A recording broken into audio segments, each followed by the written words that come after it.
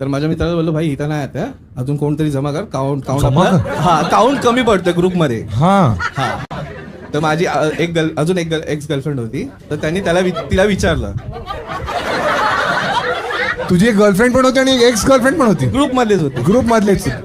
केळकर चेहऱ्यावर जाऊ नको. ठीक आहे हा तुझी एक्स गर्लफ्रेंड पण होती मग. तर मित्राने तिला विचारलं तर ती हा बोलली रेडी झाली की येते मी. आणि स्लीप ओव्हर वाली पिकनिक आहे. नाही नॉर्मल पिकनिक. म्हणजे हा वन डे रात्री राहणार होते ना तिकडे. हा तेच अरे विचारतोय मी फक्त. हा ठीक आहे. मग ती रेडी झाली आणि एंड मोमेंटला म्हणजे माझी गर्लफ्रेंड रेडी झाली यायला. अच्छा तर दोघी येत आहेत. दोघी पण येत आहे ना माझ्या भेटू. छान मग काय आलं. तर तिला बोललो जरा आपल्याला थोडं थांब मी माझ्या मित्रांसोबत झालं आपण नंतर जाऊ. पण ती अच्छा तू स्वतःच्याच गर्लफ्रेंडला थांबत होतास.